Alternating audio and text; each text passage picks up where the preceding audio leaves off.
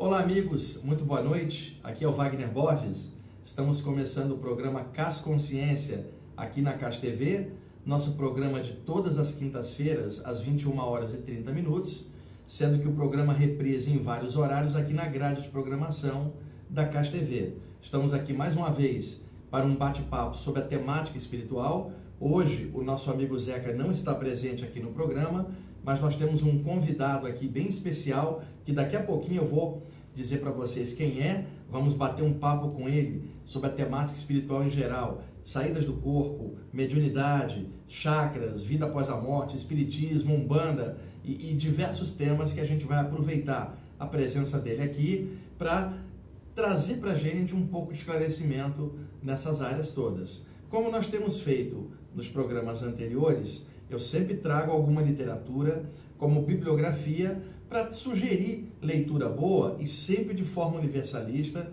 Se vocês observarem, eu tenho trazido livros de várias áreas, autores de várias tendências, sempre preocupado para dar uma visão de conjunto para vocês, para que ninguém cometa o erro de ficar com a mente presa numa área só, se tornar radical, achando que só aquela área está certa e desconhecendo outras abordagens também sadias, que apenas são diferentes em outras áreas de estudo dentro desse vasto universo da espiritualidade, onde nós temos tantas coisas boas oriundas do Oriente Antigo e tantas coisas boas modernas oriundas do Ocidente moderno, e aí nós somamos essas informações e fazemos então um equilíbrio bem universalista. Então, deixe-me apresentar primeiro algumas obras que eu trouxe hoje como dicas de leitura, até em função das perguntas feitas nos programas anteriores, e também quero agradecer, não só em meu nome, mas em nome do Zeca e também da Kátia, que é a nossa produtora, em nome daqui de todo mundo da CAS TV,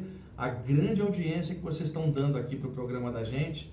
Quero agradecer de coração, está sendo assim uma surpresa muito legal. Nós já sabíamos que essa temática e com a abordagem mais aberta que nós fazemos teria uma expansão, mas a gente não pensou que fosse tão rápida como está sendo. Então, muito obrigado a vocês pela audiência que vocês têm dado, tanto vocês que assistem o programa aqui ao vivo e mandam perguntas para a gente, quanto o pessoal que pega as reprises depois ou baixa no YouTube. Muito obrigado a vocês e aí ao todo, que está em todas as coisas, pela chance de a gente estar podendo fazer esse programa. Vamos lá. Eu vou começar mostrando para vocês a nova edição do jornal Ramatiz, número 66, mês de setembro e outubro de 2014. A edição é bimestral, promovida pela Sociedade Espírita Ramatiz do Rio de Janeiro.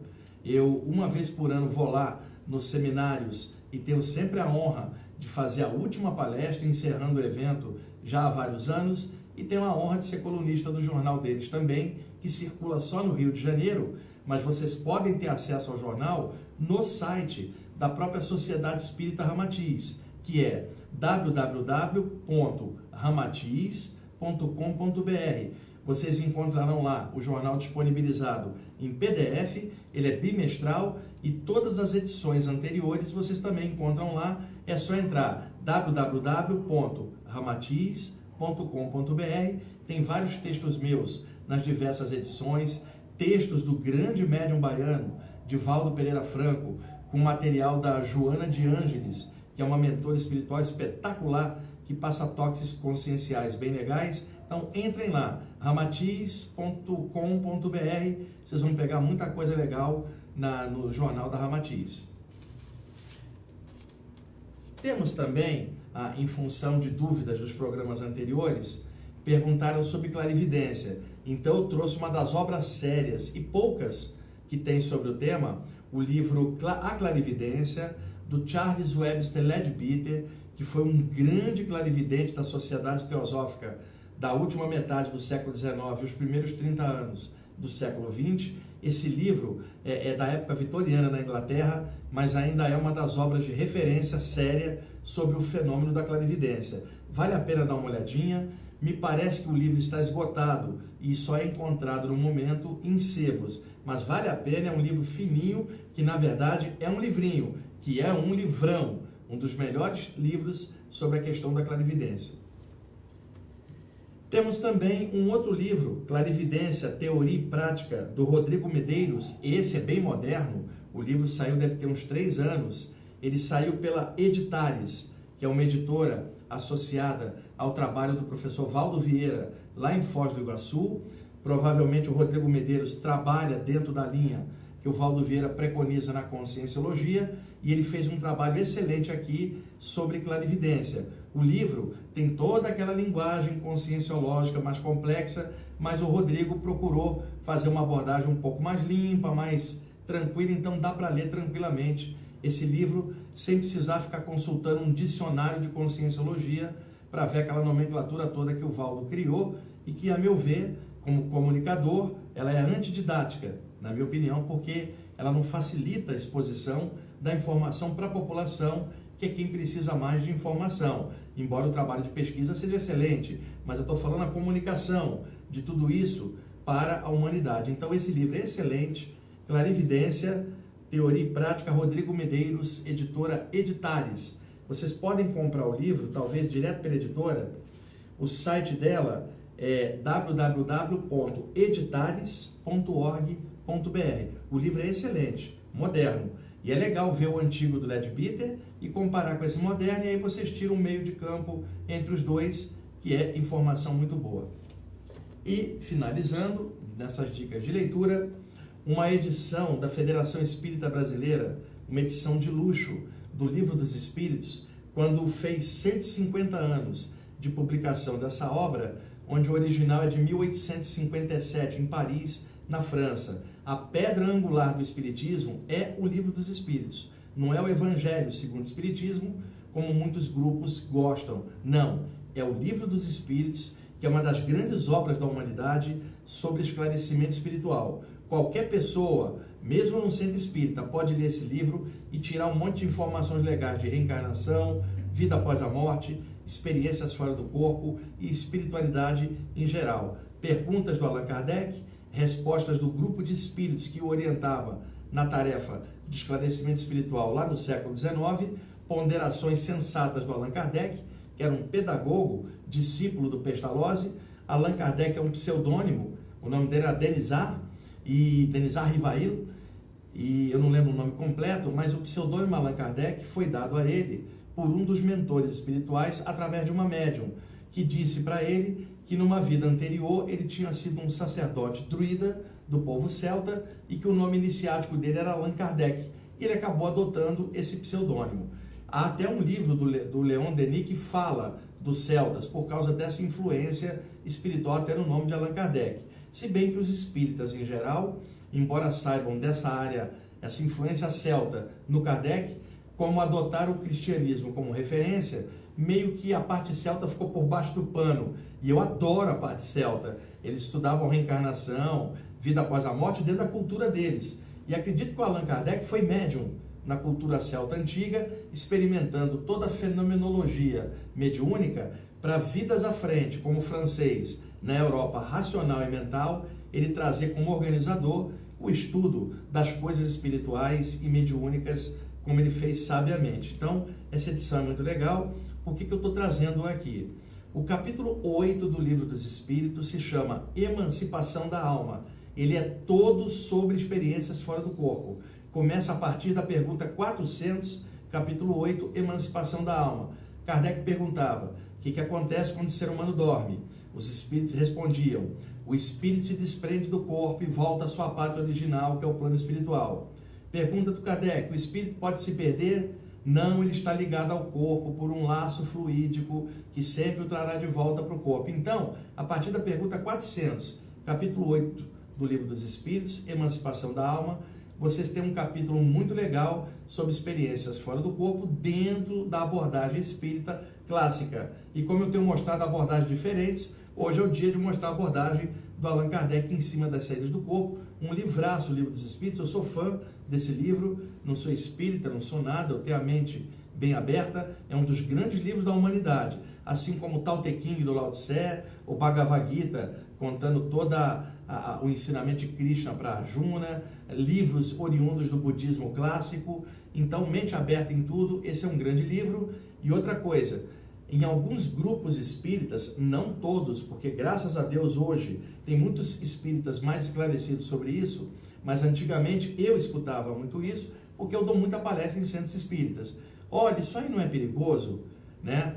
E aí a resposta que eu tenho, se fosse perigosa a saída do corpo, Allan Kardec não dedicaria um capítulo inteiro do principal livro da abordagem espírita, que é o Livro dos Espíritos, sobre o tema, que é o capítulo 8. O Allan Kardec gostou do tema, os espíritos gostaram do tema, e se vocês pegarem todos os autores clássicos daquela época do espiritismo, Leon Denis, Gabriel Delany, Camille Flammarion, depois Ernesto Bozano, todos eles tinham algum capítulo em algum livro sobre as saídas do corpo. E mais modernamente, pegar os livros do André Luiz na série Nosso Lar, nós temos de vez em quando abordado nessa série saídas do corpo em algum momento das narrativas do André Luiz. Então, dá para ver claramente que os espíritos gostam muito da temática da saída do corpo. Agora, aqui embaixo, alguns espíritas do movimento espírita brasileiro detestam o tema por algum motivo deles. Então, se alguém disser para você que saída do corpo é perigosa,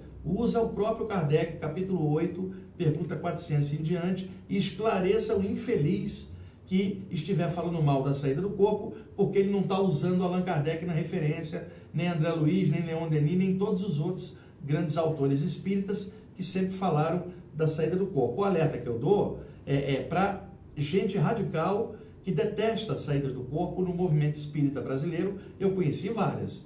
Como conheci muita gente no movimento espírita brasileiro que adora a saída do corpo, fala em seus livros também, alguns autores, e é legal a gente deixar as coisas bem clareadas, ok? Bom, eu trouxe semana passada e falei para vocês da revista Cristã de Espiritismo e da Caminho Espiritual que estão nas bancas. Lembra que eu citei os temas que estão nas revistas e que todo mês, quando saísse cada exemplar, eu traria aqui para vocês. E hoje nós temos como convidado especial o nosso amigo Vitor Rebelo. Kátia, vamos lá apresentar o Vitor aqui agora para o nosso público. Nosso amigo Vitor Rebelo, que é o editor dessas duas revistas há muitos anos, tem um programa na Rádio Mundial aos sábados, às 16 horas, que é um programa que fala de música e espiritualidade. Ele está lá há vários anos na Rádio Mundial e há vários anos que ele batalha para manter essas revistas com temática espiritual nas bancas. O Vitor é médium, tem várias saídas do corpo há muitos anos, é um excelente pesquisador, é meu amigo há muitos anos e é uma das pessoas mais sérias que eu conheço dentro da abordagem espiritualista do Brasil, dentro da abordagem espírita da revista que ele trabalha, e é um cara seríssimo, ponta firme. Trouxe o Vitor para bater um papo com a gente aqui hoje. Muito boa noite, Vitor. Obrigado por você ter vindo aqui no programa. Boa noite. Eu agradeço, fico muito feliz e até me sinto honrado em poder participar desse teu programa, porque eu percebo que aqui a gente passa muita informação, conhecimento aí espiritualista de forma aberta, que é a minha linha, passar sem preconceito e procurando o que há de bom em cada doutrina, né? Então eu fico muito feliz em estar aqui. Vitor, há um site, né, que você montou, que tem bastante material, tem vídeos lá, tem exercício, tem um monte de coisa, que tanto hospeda a revista Cristã de Espiritismo quanto a Caminho Espiritual. Dá o endereço do site para os nossos telespectadores depois entrarem lá e pegar informações, por favor. Então, atualmente o site é www.rcespiritismo.com.br, é o site da revista Cristã de Espiritismo. Também tem as edições da Caminho Espiritual. Tem centenas de artigos, centenas de gravações do meu programa de rádio, tem muito material disponível, e a nossa livraria. Só que nós estamos reformando e vai mudar o domínio, não será mais RC Espiritismo, porque eu criei um domínio mais abrangente, para não vincular só com a revista. Tá. Mas quem entrar em RC Espiritismo vai direcionar. Pra lá. Repete novamente o endereço, por favor. www.rcespiritismo.com.br. Ô Vitor, a gente sabe que no mercado brasileiro de revistas é muito difícil manter uma revista em banca com a temática espiritual. Eu costumo brincar aqui com o pessoal que para você achar uma revista dessas, você tem que entrar naquelas bancas grandes e atravessar um mar de revistas de mulher pelada na frente, o que equivale a uma iniciada antiga entrando na caverna para peneirar o ouro lá no fundo, né, para achar. Então, é difícil manter revistas com temática espiritual nas bancas. Como é que você faz esses anos todos para manter essas revistas nas bancas? Bom, a revista Cristã do Espiritismo, ela existe desde 99 e a Caminho Espiritual desde 2007. Antigamente era mais fácil. A revista Cristã do Espiritismo já chegou a ter 40 mil exemplares, quase 50 mil. Hoje a gente faz para todo o Brasil 21 mil das duas. Hoje é difícil, por quê? Por causa da internet. A internet, ela é uma ferramenta que, para mim, ela marca, vamos dizer assim, uma nova era de evolução para a humanidade, né? Hoje, todo mundo pode divulgar o que pensa, é a democratização do pensamento, une as pessoas com as redes sociais que moram longe, então, familiares ou amigos que moram muito longe, é maravilhosa a internet. Só que as pessoas em geral, Wagner, elas às vezes caem na ingenuidade do seguinte: eu quero saber o que é clarividência. Vou digitar no Google clarividência, vai aparecer um montão de sites, ela vai entrar, vai copiar, vai pesquisar e ela dá crédito para aquilo. Ela não entende que qualquer um pode fazer um site e escrever o que pensa. Então, qual que é a diferença de uma revista para um site qualquer? A revista ela tem uma equipe de jornalismo, a equipe de jornalismo, os colaboradores são pessoas que dominam a área. Quando o jornalista não domina, ele vai atrás de quem domina. Então, há um crédito, há uma fonte que a gente pesquisa para falar sobre um assunto. A internet, qualquer pessoa que tenha um conhecimento básico ou muito incompleto, vai colocar o que pensa. Aí a pessoa pesquisa um tema, sai acreditando naquilo e tem muita bobagem na internet em vários assuntos. Então, o que eu digo? Vamos usar a internet, vamos usar o Google, vamos pesquisar. Eu não sou contra nada disso, mas lembre-se, o cinema não acabou com o teatro, não acabou com o rádio, a TV não acabou com o rádio, a internet não vai acabar com a revista, como não vai acabar com a TV. São mídias diferentes, com alcances diferentes, com tempos diferentes. Então a gente tem que saber usar cada ferramenta com consciência. Então hoje é difícil. Inclusive eu já falei para o pessoal aqui no programa, na questão das saídas do corpo, num dos programas eu comentei isso, que se a pessoa clicar ali, experiência fora do corpo no Google, projeção astral, sei lá, viagem fora do corpo, ela vai ver, se abrir para ela, vários sites. Ela tem que peneirar, tem que filtrar, porque tem sites com conteúdo maravilhoso e tem porcaria espalhada, um monte, como em qualquer outra temática da internet. Então a pessoa tem que usar bom senso, filtrar, ponderar, comparar e observar aonde tem seriedade e profundidade dentro das abordagens que tem, porque a internet tem de tudo, tem coisa muito boa e coisa muito horrível. Praticamente a internet, Vitor, ela é a exteriorização do que tem dentro do ser humano. Tem coisas maravilhosas dentro da gente e coisas horríveis. A internet reflete isso. No mesmo momento que uma pessoa está acessando um site com conteúdo espiritual legal, tem 1000 outras acessando um site de pedofilia, por exemplo. É a mesma rede, a mesma internet. Então tem que filtrar. E eu me lembro também do velho axioma hermético, né? O semelhante atrai o semelhante. A internet tem de tudo. Então, quem tiver profundidade de conteúdo, vai procurar peneirar e aprofundar os temas que estiver estudando. Quem for leviano, vai procurar a leviandade, vai achar e se afinizar com sites que também não tem profundidade. Por isso que é legal esse alerta que o Vitor está dando em qualquer tema que você for pesquisar.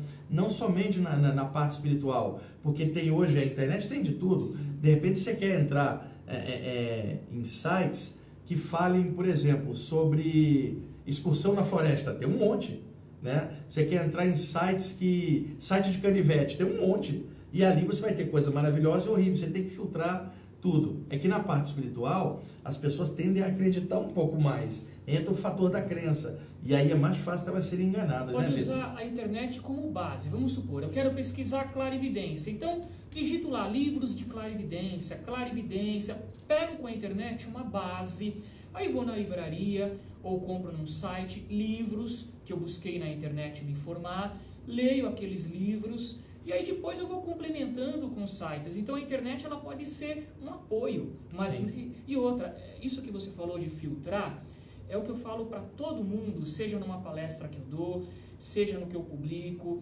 Filtrem tudo, o tempo todo, mesmo com livros. Eu penso o seguinte, Wagner, toda doutrina, toda obra de grandes pensadores tem muita coisa maravilhosa, mas vai ter coisas que pelo menos eu não concordo, eu acho que não tem nada a ver. Então filtrem tudo. Não é porque é do médium X, do médium Y, que eu vou ter que aceitar tudo sem experimentar, sem verificar, sem raciocinar em cima. Então estejam céticos. Cético não é ser materialista. Cético é você estar com dúvida. Bom, eu duvido, deixa eu pesquisar melhor, deixa eu me informar melhor, deixa eu experimentar mais. Discernimento em cima. Discernimento. E aí é que entra o quê? Clarividência, projeção astral. Aí é que entra essas ferramentas, a mediunidade, porque aí o pesquisador espiritualista não é aquele pesquisador que passa a vida inteira entendendo o mundo espiritual pela literatura. Olha, o mundo espiritual funciona assim, assim, assim. Ah, legal, você teve experiências. Não, mas eu li toda a obra de André Luiz. Exatamente. Olha, ótimo assim. que você leu toda a obra de André Luiz. Mas você já pelo menos ficou alguns minutos lúcido fora do corpo para perceber alguma coisa, ver se bate com o que você lê. Você procura desenvolver a clarividência, harmonizar a tua aura para você sentir melhor a realidade espiritual. Senão você vai passar a vida inteira acreditando no que você lê e você não pode verificar em primeira pessoa aquilo que você está lendo. E muita gente é assim em várias áreas, são os teoricões das diversas áreas. Só que nessa área espiritual ou consciencial, esse pessoal é irritante, porque lê de tudo e acha que sabe tudo sem ter vivido nada. E pior, se acha grande pesquisador, só porque teoricamente juntou um monte de informação. E todo mundo sabe, já falei aqui no programa, conhecimento não é sabedoria. Você pode ser um poço de conhecimento, conhecer tudo de uma área e ser um babaca, um idiota no dia a dia, todo mundo te odiar na vizinhança porque você é chato pra caramba, tem um poço de conhecimento, mas no relacionamento humano é terrível. Então, equilíbrio é a palavra-chave e é necessária experiência nessa área. Por falar nisso, Vitor, eu li numa das revistas recentemente um relato seu de uma experiência fora do corpo que você teve, acho que foi num bar, numa casa noturna. Conta para nós como é que foi essa experiência, o que você viu dentro da casa noturna. Então, essa experiência foi, se eu não me engano, por volta de 2002, mais ou menos, 2002. Nessa época, eu sempre gostei muito de música. E nessa época eu estava assim me divertindo muito, porque eu ia num bar onde o pessoal tocava blues, eu estava aprendendo a tocar gaita, estava tocando com o pessoal na madrugada, estava me realizando, vamos dizer assim, um desejo, um sonho, um lado meu, que é curtir essa coisa. Eu sempre fui muito boêmio. Só que o que acontece? Aquele bar não era um bar espiritualista, era um bar de blues, onde as pessoas em geral ficavam muito bêbadas e usavam nos banheiros algumas drogas. Então era um ambiente pesado. E eu estava me divertindo, eu cantava tudo, ia com meus amigos. E o que acontece? Um belo dia, era muito comum, isso é interessante também, era muito comum, eu ia para casa e eu ficava com melodias inteiras na minha cabeça, criando melodias inteiras de blues que vinham na minha cabeça. E aí, inclusive, eu comecei a pensar realmente, levar a sério, não, deixa eu me envolver com a música. Eu comecei a entrar na energia. E por eu entrar na energia, por eu entrar em sintonia com a espiritualidade daquele ambiente, comecei a querer, não, eu quero realmente seguir mais esse caminho, eu vou frequentar mais. Eu comecei a entrar realmente em sintonia com a espiritualidade e com os espíritos que frequentam aquele lugar. Você mergulhou na atmosfera do lugar. Comecei a mergulhar. E toda a atmosfera tem entidades que são compatíveis com os frequentadores, e aí você acabou ficando dentro dessa esfera de energia. Comecei a ficar, ia para casa, e eu ficava hiper criativo, porque eu criava, vinha na minha cabeça. Isso acontece comigo às vezes, de manhãzinha, quando eu estou quase saindo do corpo, eu fico muito criativo. Me vêm ideias de matérias, ideias de pinturas, de música. Só que nesse momento era quando eu voltava do bar, eu ficava às vezes a noite toda sonhando com música. E teve uma vez que foi interessante. Por quê? Eu despertei e eu percebi que eu não estava sonhando, eu percebi que eu estava fora do corpo, na porta do bar. E a porta do bar, ela costumava, o bar ele não é mais como é hoje em dia, isso foi há mais de 10 anos atrás, mas na época tinha muitas pessoas na porta do bar, ficavam tomando cerveja, conversando e tal. Só que eu percebi que estava abarrotado, tinha muito mais gente do que costumava ter. Eu falei, nossa, tem muito mais espírito do que gente encarnado aqui. E eu comecei a andar, e eu não sei porquê, eu me senti, me chamou a atenção um rapaz, a uns metros na minha frente. Eu olhei para ele e ele me chamou a atenção. E eu comecei, sem pensar, a andar na direção dele, não sei porquê. E conforme eu fui me aproximando, ele se virou para mim. Era um jovem, eu diria que a aparência dele, do corpo astral dele, do perispírito dele, a aparência era de uns 24 anos, 25 anos, por aí. Ele tinha barbas e óculos, se eu não me engano, você nem lembra que tinha barba. Tinha uma aparência de um jovem intelectual, vamos dizer assim. E eu fui na direção dele, quando ele se virou, eu virei e sem pensar, eu falei, você é um obsessor. Você fica obsediando todo mundo aqui a ficar usando droga, a ficar fumando, você é um obsessor. Ele olhou para mim numa boa, sem demonstrar o mínimo de violência, mas com um certo deboche. Ele olhou para mim e falou, olha, você é hipócrita. Não vem com esse papo de que eu sou obsessor. Todo mundo aqui usa droga e fuma porque quer. Eu só dou uma força e curto junto, mas não tem essa. Para de hipocrisia. Aí eu falei, nossa, aquilo na hora me deu um... E também, sem pensar, eu já perguntei, falei, então me mostra, como é que você faz quando tem alguém fumando? Aí ele falou, vou te mostrar. Tinha um rapaz fumando, ele, pelo menos o que ele me mostrou, ele abraçou o rapaz por trás e conforme o rapaz ia dando as baforadas lá do cigarro, ele puxava aquilo, ele grudava. O rapaz que estava fumando embaixo estava fumando um cigarro normal ou um cigarro não de maconha, por exemplo? Não me atentei a isso, não peguei esse detalhe. Ou se peguei, não me recordo. Mas enfim, ele fez isso, essa demonstração, sugou a fumaça, e eu falei, nossa, caramba, eu não posso esquecer disso, não quero misturar com sonho. Então, quando isso acontece, como eu não tenho muito treinamento, para eu não misturar com sonho ou não perder, deixo eu voltar para o corpo, eu me concentro no corpo, volto, e aí eu tento anotar para não esquecer. Sim.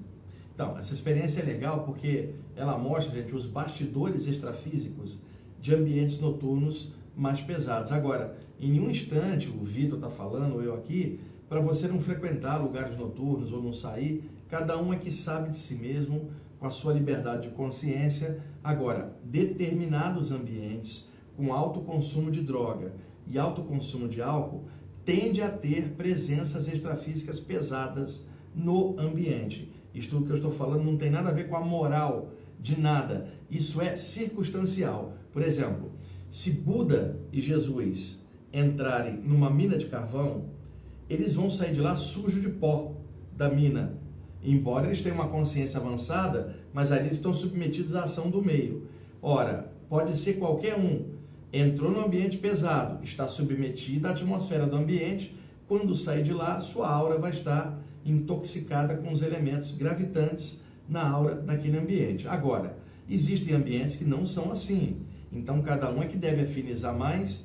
Para quem mexe com a parte espiritual, notadamente curadores e médiuns e sensitivos, seria bom não se intoxicar com esse tipo de atmosfera. Agora, não é legal você não se divertir. Então, procure diversões que não intoxiquem. Então, por exemplo, eu gosto muito de sair à noite com meus amigos para jantar e ficar falando besteira até tarde, Vitor. Piada. Saindo para jantar. Eu gosto de jogar boliche, eu gosto de cinema, gosto de praia, gosto de namorar. Então, procure diversão sadia e você pode até ir a ambientes noturnos. Mas observe, alguns ambientes são um pouco mais carregados, pesados. Se possível, evite. Você que é um curador, um médium, porque isso vai atrapalhar sua reunião dias depois, ou seu trabalho de cura. E o pior, pode atrapalhar, Vitor, no caso de um projetor astral, a sua saída do corpo naquela noite, porque você está sobrecarregado energeticamente e isto pode complicar. Ali, o ambiente de álcool é exacerbado e o ambiente de fumaça também é exacerbado. Fora que, às vezes, no ambiente noturno, Vitor, tem caça sexual, a atmosfera de caça, arranjar alguém na noite a qualquer custo para sair e ter um ato sexual fugidio e rápido, como é comum hoje. Então, você tem a atmosfera de cigarro, droga, álcool e caça sexual no meio ambiente. E detalhe, na maioria das casas noturnas que eu conheço, não entra um raio de sol durante o dia elas estão fechadas, então não renova de prana, de energia, o ambiente, então fica saturado, e espíritos densos adoram ambientes mais escuros, né? E ali eles acabam vampirizando as pessoas. Agora, lembrem de uma coisa, esses espíritos estão ali atraídos pelas próprias pessoas. Eles não são causadores de nada, eles são exploradores da exacerbação de coisas estranhas do próprio ser humano na questão do álcool e da droga, por exemplo. Eu acho que dá para minimizar, né? Minimizar. Talvez, como você falou, você pode, mas eu quero ir num barzinho. Tudo bem, mas então como é que pode minimizar? De repente, você curta com equilíbrio, né? Com responsabilidade, evite os excessos. E saia depois com os teus amigos numa boa. Agora você pode minimizar também. Chegou na tua casa, toma um banho, faz uma prática de harmonização, porque o que atrai realmente, o que faz você entrar em sintonia é o teu mundo interior. Né? Eu entrei em sintonia com aqueles espíritos, né? E fui atraído para fora do corpo, voltei naquele local. Então você pode ir, curtir, tomar a tua bebida numa boa, com equilíbrio, ouvir a música e ir para casa no dia seguinte trabalhar. A questão é o teu lado emocional. Se você de repente está mal resolvido e vai naquele ambiente para encher a cara e tentar se livrar dos teus problemas, aí é outra história. E você vai atrair o quê? Algumas companhias que estão lá. Eu cansei, Wagner, de ir em tipos de lugares muito pesados, principalmente na minha juventude, e eu chegava em casa, na minha época de solteiro, eu tomava meu banho, ia deitar, estava lá sozinho em casa, começava a relaxar na cama, não dava 2 minutos que eu começava a relaxar, eu abria a clarividência, porque eu começava a relaxar o corpo, e eu olhava espíritos entrando no meu quarto, sem mais nem menos, e era horrível. Então, porque não eram espíritos legaizinhos, né? Estavam lá querendo sugar a minha energia, mas eu atraí esses caras, e algumas mulheres. Então é questão do quê? O teu mundo interior. Vá numa boa, com equilíbrio, se divirta, depois chegou em casa, toma teu banho, faz uma prática, no dia seguinte vai fazer o que você tem que fazer. E é diferente da pessoa vindo da balada já bebona, chega, nem tira a roupa, mergulha na cama e vai dormir. Ela está dentro da atmosfera, não deu para quebrar a energia. A energia e aí acaba entrando em climas pesadelares, pesados, bem complicados. E aí pode até começar aquelas obsessões aí, vai que o obsessor, o vampiro energético, gosta da pessoa e acaba instalando um processo obsessivo. Ô Vitor, como é que foi assim as primeiras saídas do corpo que você teve? Você tinha quantos anos? Wagner, eu me lembro, eu já pensei nisso, e eu me lembro que quando eu tinha por volta dos 7, 8 anos, eu me recordo dos sintomas de pré-saída do corpo. Hoje eu sei que são sintomas. Na época, com 8 anos de idade, eu não sabia. O que você sentia? Eu sentia a expansão da aura. Tipo, a sensação de dilatar, parece que você está crescendo. Isso. Eu sentia que eu estava prestes a começar a flutuar em cima do meu corpo, mas ainda acordado. Então eu falava para minha mãe. Falava, olha, eu estou sentindo isso, isso, isso. Eu dava uns nomes, que eu até hoje me lembro, nomes que a minha cabeça infantil, para tentar descrever. Mãe, eu estou sentindo isso. Minha mãe católica, bobagem, coisa da sua cabeça, vai dormir. Então eu passei a minha infância sentindo isso. Se você perguntar para mim, você se recorda das projeções astrais de infância? Não. As primeiras projeções que eu me recordo foi quando eu também nunca tinha ouvido falar em projeção, não tinha estudado espiritismo ou espiritualidade, eu era católico. Fui católico até os 14 anos, ia na missa sozinho, porque eu gostava de ir na missa, gostava de ficar lá participando do ritual, de rezar, me sentia bem, até os 14 anos. Com 15 eu entrei numa escola profissional de teatro, então comecei a me envolver com todo um grupo de intelectuais, poetas, atores, e aí eu comecei a questionar toda aquela minha fé católica, deixei de ser católico. E aí eu conheci o espiritismo por uma tia minha, ela deixou o Evangelho segundo o Espiritismo na casa dela, na mesa, eu passando, peguei aquele livro, comecei a folhear, falei, nossa, fala de Jesus, mas de um jeito totalmente diferente que eu aprendi no catecismo. E aquilo me instigou. E aí, conversando com amigos meus que conheciam o Espiritismo, eles começaram a me emprestar a Gênesis, o Livro dos Espíritos. Então, o que me atraiu para o Espiritismo foi o estudo. Eu não fui tipo pela dor, por problemas. E nessa época que eu estava começando a estudar, eu tinha mais ou menos 17 anos, eu me recordo das experiências de viagem astral que eu tinha. Só que eu não sabia que era viagem astral, para mim era natural. É engraçado porque a gente não questiona. Eu me via, Wagner, muitas noites saindo, andando pelo telhado da minha casa, e eu corria muito rápido pelos telhados de todos os vizinhos, e eu até falava, nossa, como eu sou bom, porque eu estou conseguindo correr, eu sou um super-herói adolescente. Eu me achava muito craque em ficar pulando o telhado, e de repente eu comecei a voar. Voava, ia até lá no alto, via a cidade lá de cima e descia. Eu fazia com muita naturalidade. Nenhum momento eu questionei aquilo, se era sonho ou que era, porque eu nem sabia que existia projeção astral. Quando eu comecei a pesquisar e entender que aquilo é uma projeção astral, me travou. Hoje eu tenho medo. Toda vez que eu subo no alto voando, eu olho a cidade de cima, eu volto pro corpo rapidinho, porque eu fico com medo, porque eu tenho medo de altura. Quer dizer, quando era natural, eu fazia projeção astral muito mais livre, depois, porque aí eu comecei a me travar. Então hoje, se eu saio do corpo, estou lá no alto, eu olho a cidade, eu fico com medo, volto rapidinho, mas eu tenho que superar esse medo. Isso é uma aerofobia. Mas não tem sentido, porque não há perigo algum, é só um bloqueio, um condicionamento meu isso. Bom, e nessas vivências que você teve, Vitor, você começou a adentrar no meio espírita, né?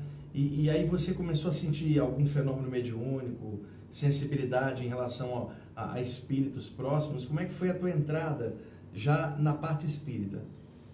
Então, eu frequentei grupos de jovens, tudo, mas eu não imaginava que era médium.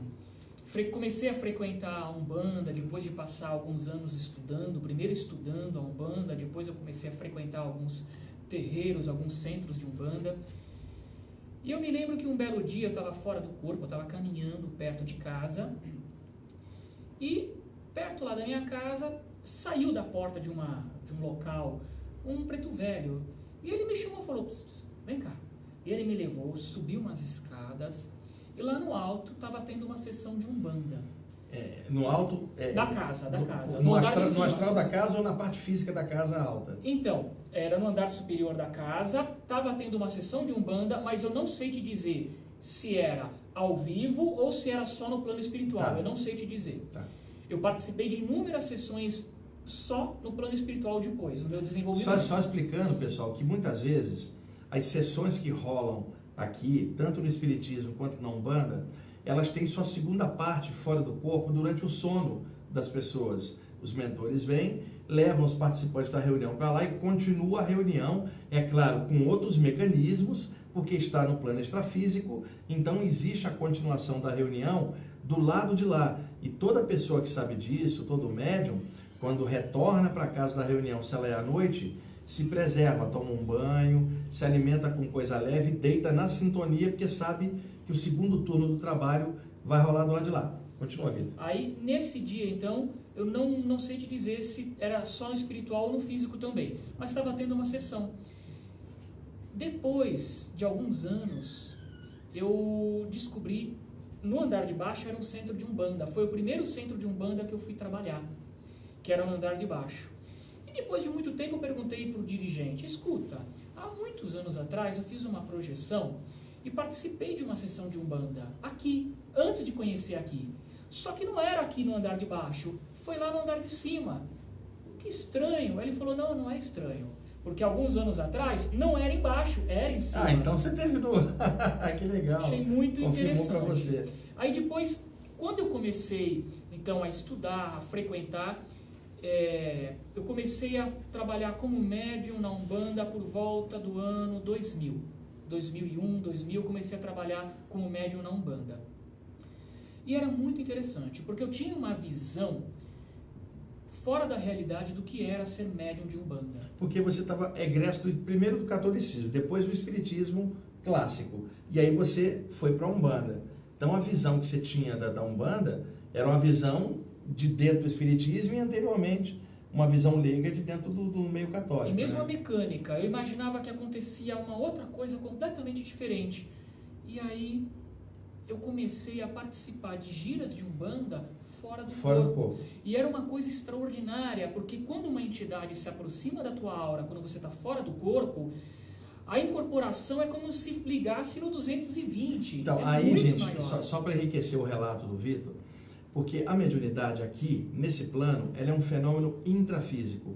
O médium está aqui, num estado de transe, ou seja, num estado alterado de consciência, sua aura para fora, desencaixada, vem uma entidade e acopla energeticamente no seu campo psíquico, e daí rola a comunicação mediúnica em algum dos seus níveis. A psicofonia, a psicografia ou a psicopictografia. Por exemplo, o espírito não entra no corpo do médium, ele interpenetra o campo energético. Mas para o médium, a sensação é de que o outro interpenetrou o seu corpo, porque essa é a sensação aqui embaixo. Mas espacialmente, não é necessário que uma entidade entre no corpo de alguém para controlar. Basta controlar a parte psíquica, que repercute na parte somática. Ocorre que, se esse médium está fora do corpo durante o sono, ele está com o corpo astral dele, o corpo extrafísico, chamado corpo espiritual, psicossoma ou perispírito, o corpo de luz. O guia vem, a entidade, por exemplo, e funde a energia dele no corpo astral. Então, lá fora, a chamada incorporação mediúnica, ela é diferente daqui, porque a sensação ela é muito mais forte, porque não tem o corpo no meio. É uma ligação do corpo espiritual da entidade direto com o corpo espiritual do médium projetado. Então, entendam, existe a mediunidade intrafísica aqui e existe a mediunidade extrafísica lá onde o médium está projetado e serve de intermediário para uma outra inteligência extrafísica acoplar no seu campo psíquico para rolar alguma coisa. Agora, a sensação ela é muito intensa e eu vi muito isso nas sessões de desobsessão que eu participava, Vitor. Mas aonde é que a incorporação mediúnica fora do corpo acontece mais? É na Umbanda, por causa de mecanismos de trabalho da Umbanda que priorizam esse tipo de trabalho. Muita gente me perguntou ao longo dos anos o seguinte: Wagner, tem mediunidade do lado de lá? Porque eu me senti incorporado e eu estava fora. E foi bom você ter citado isso, porque inclusive o Vladimir que está aqui, que me ajuda bastante, Vladimir também outro dia estava questionando sobre isso, a mediunidade fora do corpo. E é muito legal você ter abordado isso, porque é na Umbanda onde eu vejo maior intensidade, no Espiritismo também, mas na Umbanda, essa atividade dos guias de Umbanda com os médios lá fora, ela é muito intensa, Vitor. E foi engraçado porque eu comecei a me desenvolver muito mais fora do corpo. Lá eu comecei a entender como que era o trabalho da mediunidade na Umbanda. E teve um dia que uma médium incorporada com uma preta velha, ela perguntou para mim, ela viu que eu estava tendo dificuldade, porque a maneira hoje como se desenvolve a mediunidade no centro de Umbanda, ela é um pouco, deixa muitas vezes o médium iniciante perdido. Porque o médium iniciante ele chega achando que em geral ele vai incorporar, vai sair do corpo e quando estiver incorporado vai perder a consciência total, e isso é raro. Então ele fica, nossa, mas eu estou incorporado, eu não estou, ele não entende que o transe tem vários níveis. Vários níveis, então isso eu não entendia e eu ficava perdido. E essa preta velha viu que estava tendo dificuldade, ela me chamou de canto e falou, escuta, como é que está sendo o teu desenvolvimento? Aí eu falei das dificuldades, ela falou, não estou falando daqui, eu estou falando o que a gente está fazendo fora do corpo, à noite. Eu falei, nossa, está acontecendo isso e isso aí. Então, a gente está te orientando fora do corpo. Então eu falei, nossa, então não é viagem, isso está acontecendo mesmo. Não só na Umbanda, mas eu me lembro de dar palestras fora do corpo.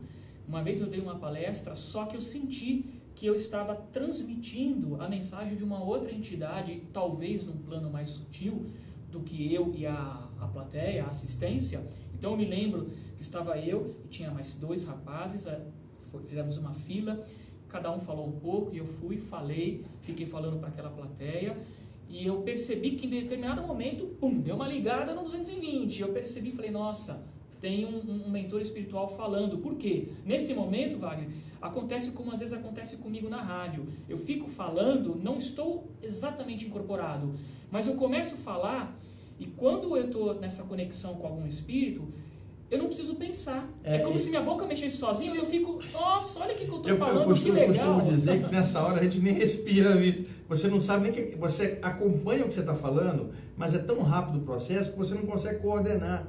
É anímico mediúnico, é a mescla dos dois. E eu passei isso também fora, o que o Vitor está falando é muito real. Existem palestras fora do corpo, pessoal.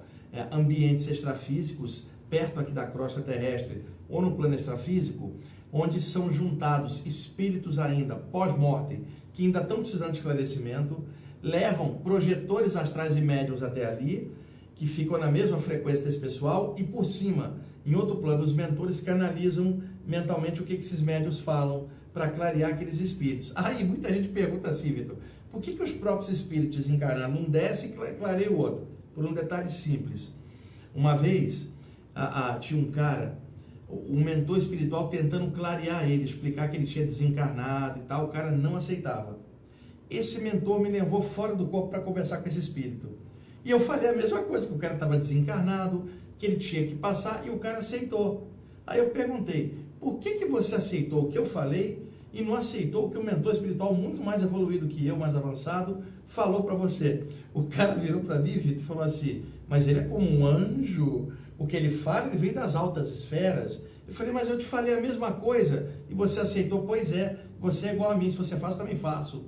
Então, em alguns ambientes, para espíritos mais atolados, é melhor um ser humano igual a gente, aqui por causa da linguagem, da proximidade. Então, espíritos superiores colocam a gente ali fora do corpo e canalizam aquilo, e a gente vai passando num esclarecimento, numa palestra ou numa reunião lá fora, a gente serve de intermediário também. Por isso que é importante estar falando isso, Vitor, a mediunidade fora do corpo. E uma coisa importante, a mediunidade fora do corpo, ela não tem o viés religioso que às vezes tem aqui embaixo, numa doutrina ou outra, porque ela não está engessada por doutrina nesse plano. Então, eu não tenho visto do lado de lá, em sessões extrafísicas que tem médiuns projetados, que eles estejam presos a esse ou aquele parâmetro doutrinário. Eu tenho visto a mediunidade livre, a mediunidade natural, né, que é o fenômeno mediúnico em geral, sem um revestimento doutrinário. Mesmo na Umbanda, mesmo no Espiritismo, lá fora, os médiuns não têm um revestimento doutrinário que aparece aqui, que me parece uma coisa desse plano, mais humana daqui, e quanto mais alto for o nível, menor essa influência doutrinária, como a gente chama aqui. Uma coisa que choca muita gente quando eu falo, os espíritos não são espíritas, são espíritos. O movimento espírita é um movimento criado aqui na Terra, para estudar coisas do espírito.